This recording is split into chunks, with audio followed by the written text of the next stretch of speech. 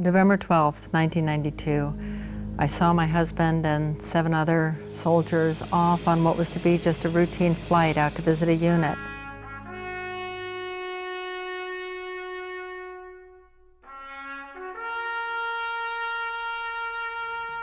If it was 17 years, you wanted 18. If it was 3 days, 40. This is kind of what I like to think of as our continued contribution. She will get everything in the world she can for a survivor. This lady's a godsend. Oh, honey. We're linked not through the death of someone we love. You and I are linked through the love of someone we still love.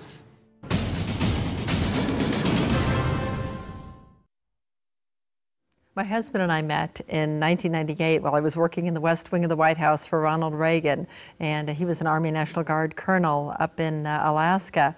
We actually met during the rescue of 3 stranded gray whales. 3 gray whales are now trapped in walls of ice 6 inches thick. Their love story played out in the Universal Studios movie Big Miracle. Tom Carroll, a colonel in the Alaska National Guard. Nothing's that simple in the Arctic. Played by Dermot Mulroney. If I'd known you were this pretty, I would have returned that first phone call of yours right away. Bonnie Mersinger, played by Vanessa Shaw. I was in the neighborhood. Was sent by the president to see how the White House could help with the small town big story. I think they're getting ready to move.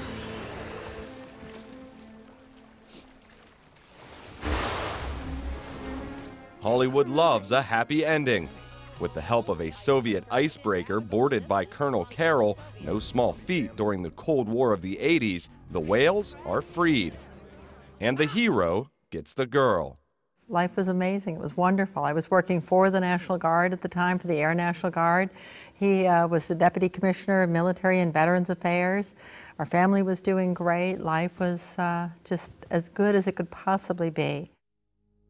November 12th, 1992, I saw my husband and 7 other soldiers off on what was to be just a routine flight out to visit a unit.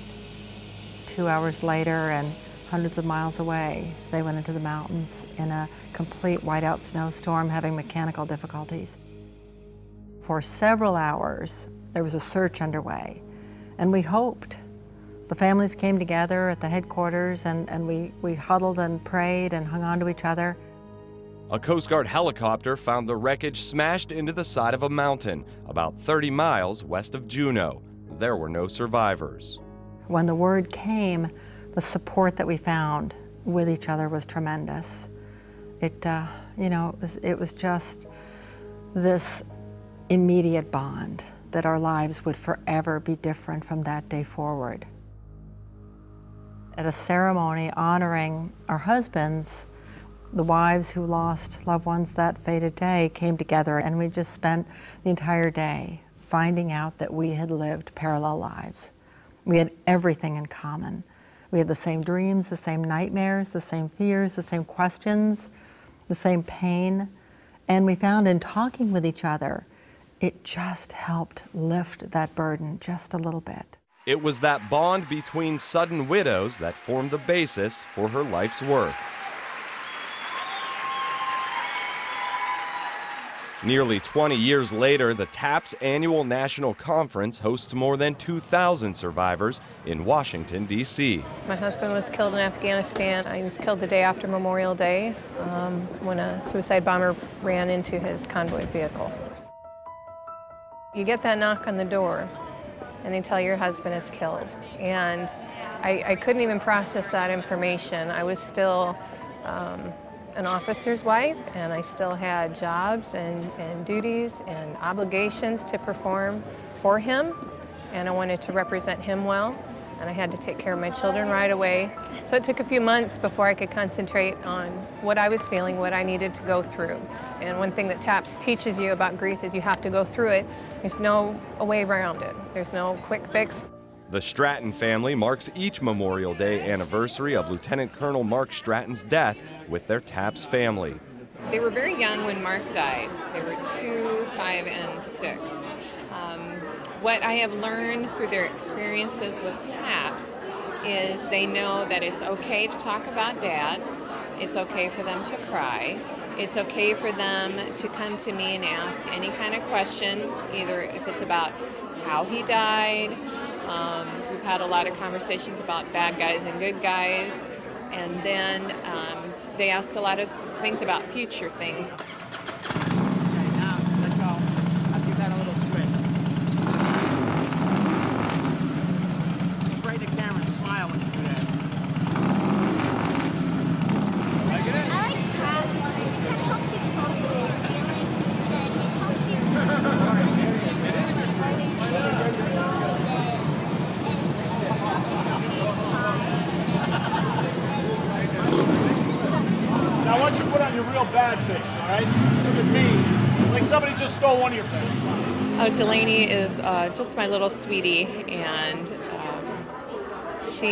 I always describe her as my old soul in a 9-year-old's body because she's very mature for her age, and she's just wonderful. She is so sweet because now she starts to look at what I do as a single parent, and she says, you need to take some time for yourself, or I want to make sure that that people treat you right.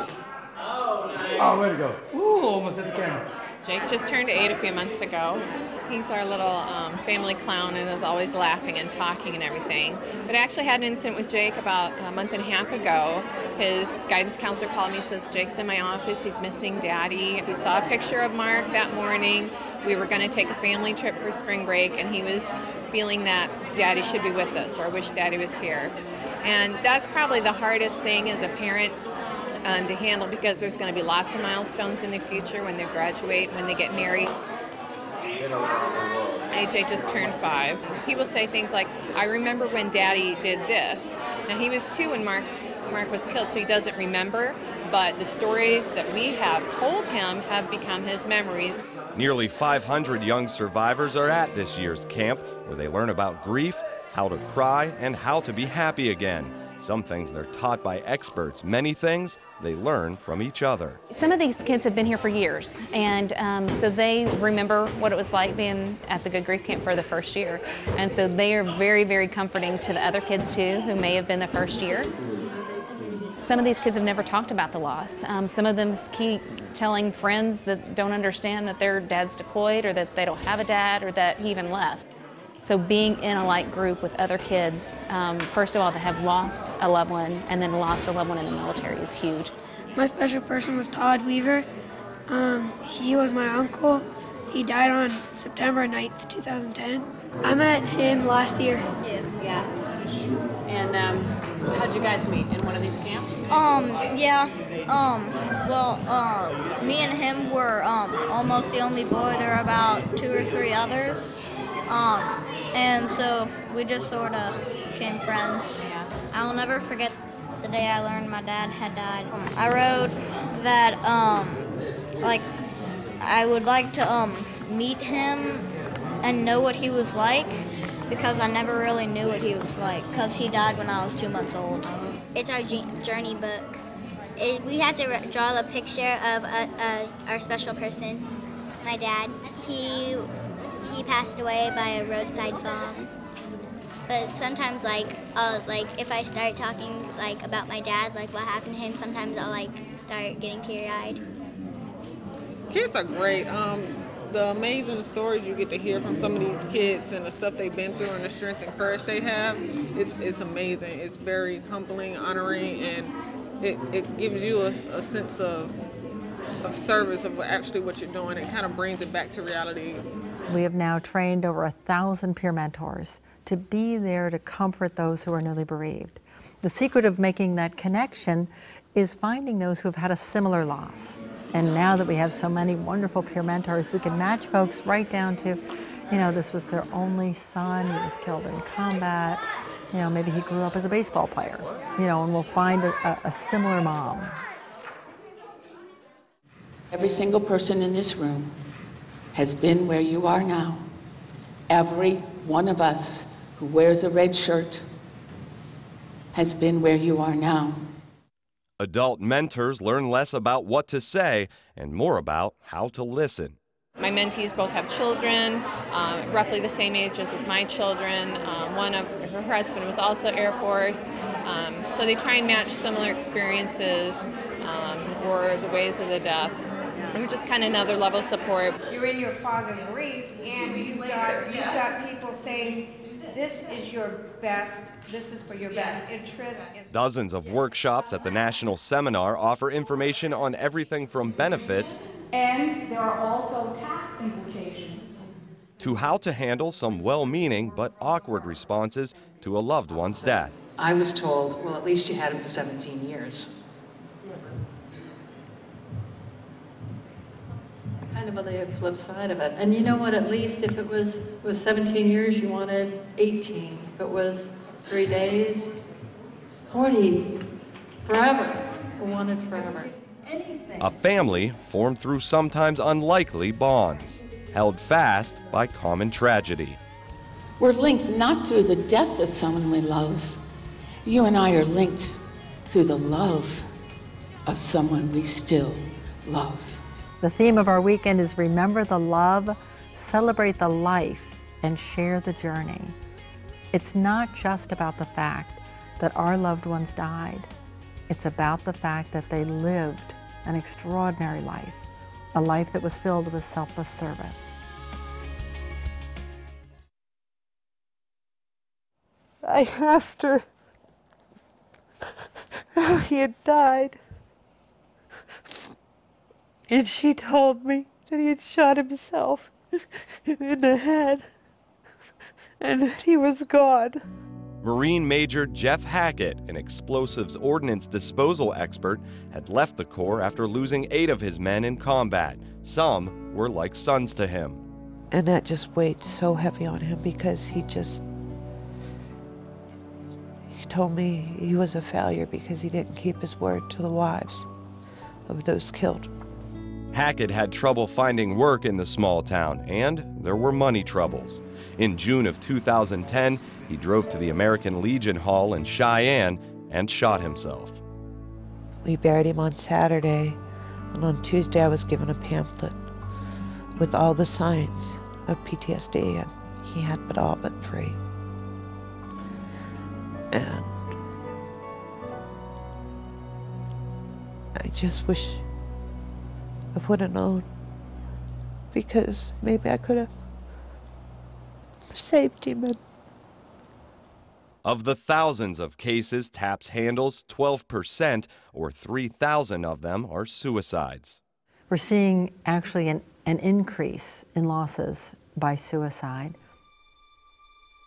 Marine Corps Major John Ruocco made it home safely after flying dozens of combat missions in Iraq. His wife, a trained social worker, recognized the signs and even asked her husband if he was going to kill himself. He said he would never do that to her and their boys. 2 hours later, he hung himself.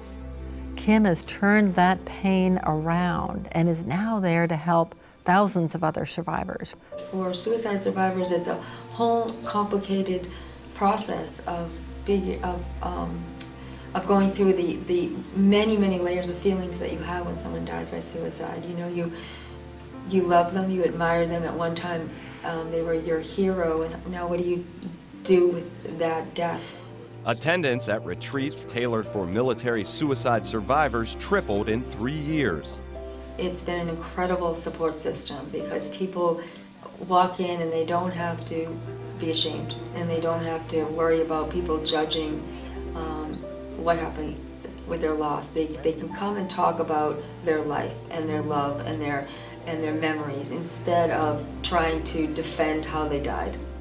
Carroll co-chaired the Department of Defense's 2010 Task Force on Suicide Prevention, which hosted families of those who'd taken their own lives.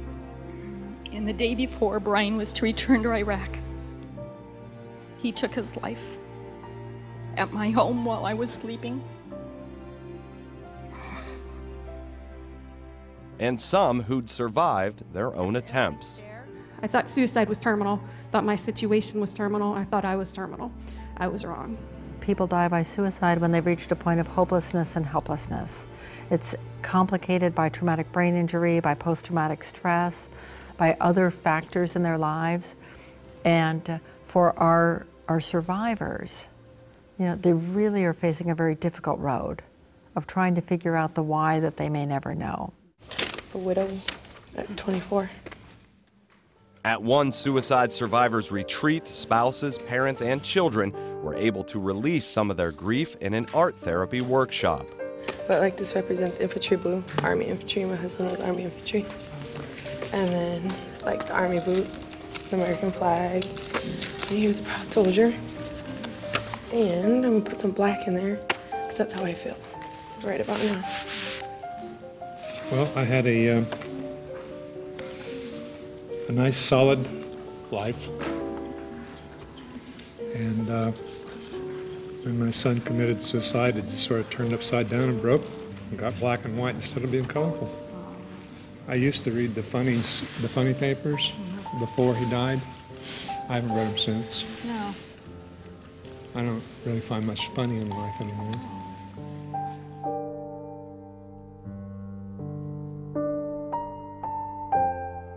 When you look back and you see, oh geez, I remember being there. Maybe I have healed a little bit, you know? Or look at her, boy, that's where I want to get to, where I can actually get up and talk about it without, you know, breaking down. You know, they can see all different stages and know that they too can heal from it. We're gonna take you up 2.5 miles above Homestead, Florida, throw you out of our airplane, bring you screaming back down at 120 miles per hour, and land you safe and soft on the drop zone. You ready to go? I'm ready, I can't wait. All right, have a good jump.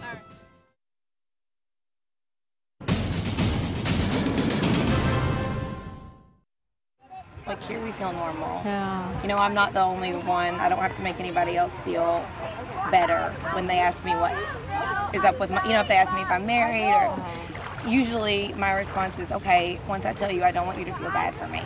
Wives of fallen service members find refuge at a retreat in Key Largo, Florida. We've all had to grow. Like I say, when Gil died, I was full up. Like he gave me everything I needed. But the minute that he wasn't here anymore, all of a sudden there were these parts of me that weren't there anymore. All these empty spaces. Emily Munoz's husband was a captain with the 7th Special Forces Group. Shortly after he returned from Iraq, he was hospitalized with flu-like symptoms. 2 days later, he died. I think we were talking the other day about how much TAPS does that it helps us. Right. It fills some of the spaces, but it also like teaches us to help do it on our own. We started doing the regional survivor seminars back in 2005 and getting people together just in that way, but it was really focused on, you know, talking about the grief, learning coping strategies, processing our loss, and, you know, we started recognizing, wow, there is a need to just get together and bond in a different way. Can they see us? Ah! Hi!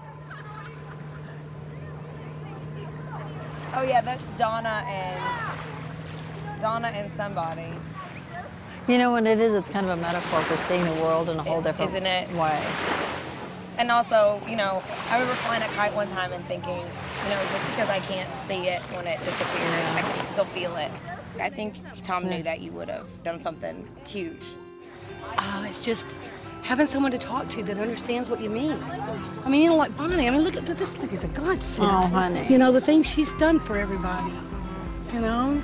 It's like some of my friends here, I just met them 3 days ago, and I feel like I met one of them on the plane, and we instantly, you know, I met a bunch of them on Facebook when we were getting ready to come, and we were already friends talking on the phone and sharing stories.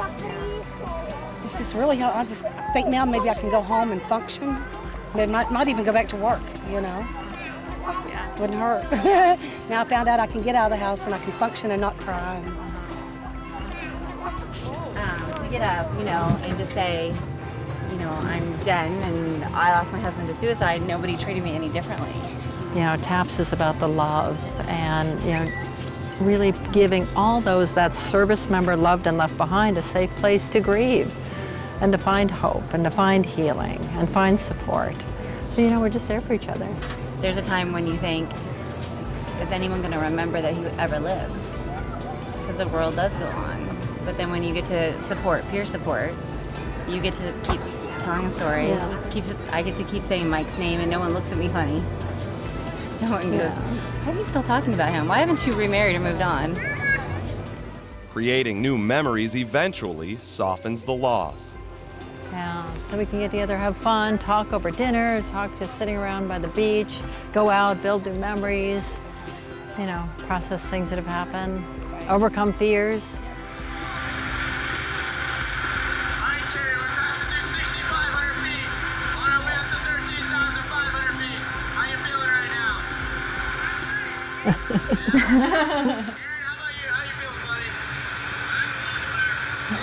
A little nervous.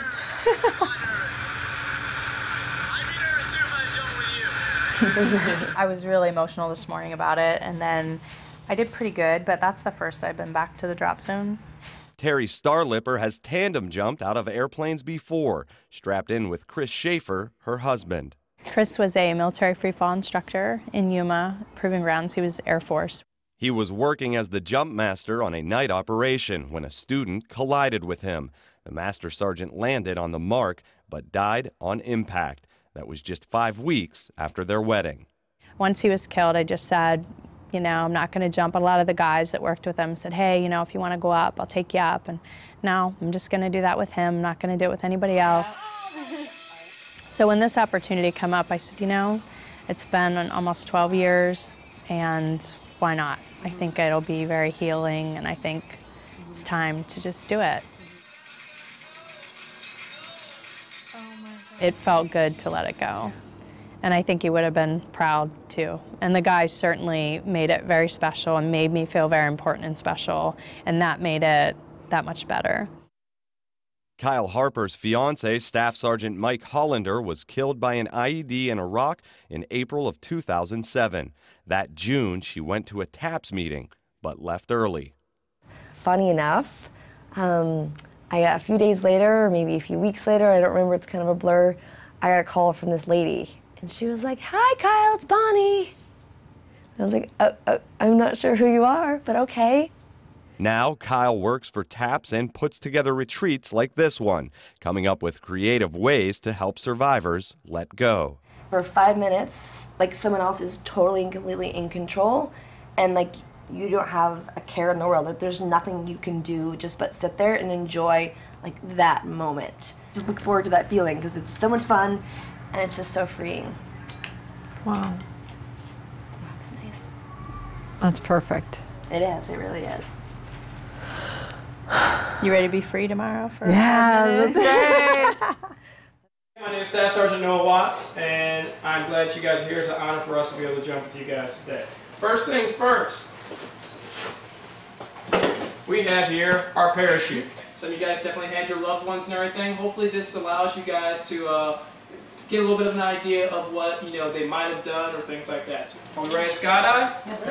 All right, remember when you're asked, are you ready to skydive? Remember no sounds a whole lot like go. Let's go.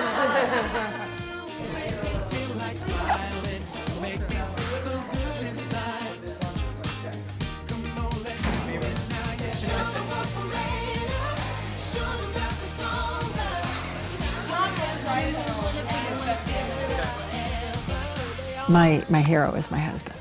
I mean, he inspires me every day. He was an extraordinary leader in this Army, so that's what inspires me, to do good things, to do bigger things.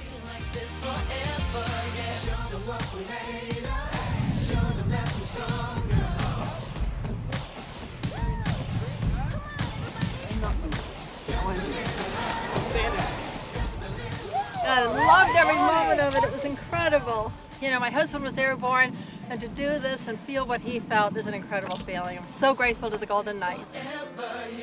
Awesome. Oh, yay! It was just amazing. I got emotional. I did. Like, they pulled the canopy, and all of a sudden I got it. Like, what they must feel like. It's like the peace they must have felt, like the pressure of the world off and just peace, and I got it, and I just felt like he's okay. I know he's okay. He's okay. I just know it. So, blue skies, girl, blue skies. We have a really special closing ceremony tonight, and we're going to ask Emily to start off by reading some of the wonderful words that were written for each of you. Terry, I think your husband loves your amazing combination of sweetness and toughness.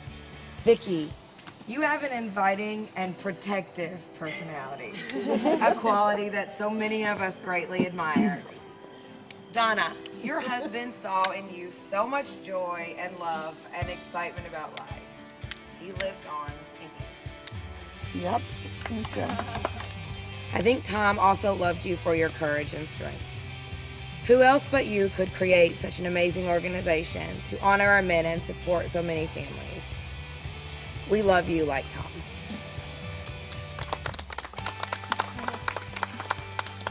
I don't know if you guys have seen Big Miracle, but at the end of the movie, you know, when the little kid comes on and he says the hole in the ice let the whole world through, that was when I realized the hole in Bonnie's heart let all of us in.